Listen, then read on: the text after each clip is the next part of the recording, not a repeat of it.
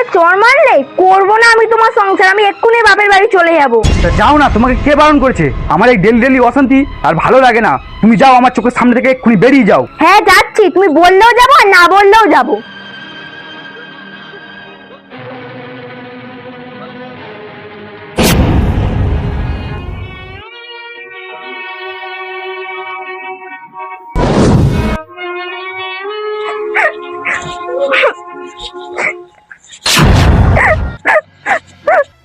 বাবা, আরে মা, কাঁদছিস কেন? কি হয়েছে? বাবা আমি আর ওর সাথে সংসার করবো না, আমি আজকেই ওকে ডিভোর্স দেবো, তুমি আমার সাথে চলো। কেন রে মা, কি হলো আবার তোদের? বাবা ও প্রতিদিন আমার সাথে ঝগড়া অশান্তি করে, এই রোজ রোজ ঝগড়া অশান্তি কোন মেয়েটা সহ্য করতে পারে বলো তো? আমি তো পারবো না,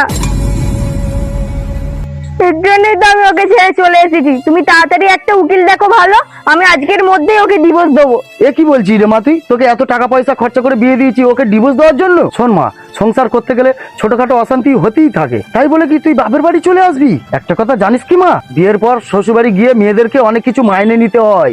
কিন্তু বাবা, কোনো কিন্তু নয়, একটা কথা বলি শোন, তোদের এই ঝগড়া ঝামেলার মধ্যখানে আমাকে ডাকিস না। শোন, আজকে তোদের ঝগড়া হয়েছে, কালকে আবার তোদের মিল হয়ে যাবে, কিন্তু তোদের ঝগড়া ঝামেলার মধ্যে আমি যদি ঢুকি জামাইয়ের কাছে আমিই খারাপ হয়ে যাব। আর তাছাড়া জামাই মনে করবে আমি তোকে কুমন্ত্রণা দিই। তাই ভালো কথা বলছি মা, তোদের এই ঝগড়া ঝামেলার মধ্যে আমাকে ডাকিস না।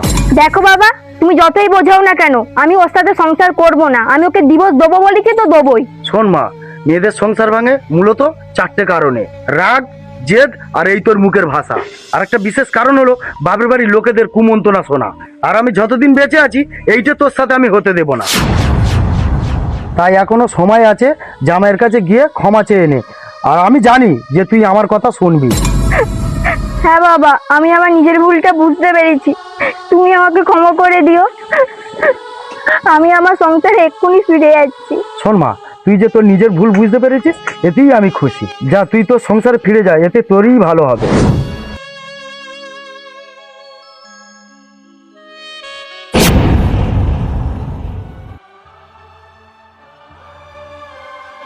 কই গো? আরে রাই, তুমি? হ্যাঁ আমি, আমাকে তুমি ক্ষমা করে দাও, আমি আর এরকম ভুল কখনো করব না। হ্যাঁ বন্ধুরা, যে নিজের ভুল বুঝতে পারে তাকে ক্ষমা করে দেওয়াই উচিত। ভিডিওটি যদি ভালো লেগে থাকে অবশ্যই বন্ধু বান্ধবদের কাছে শেয়ার করে দেবেন। ধন্যবাদ।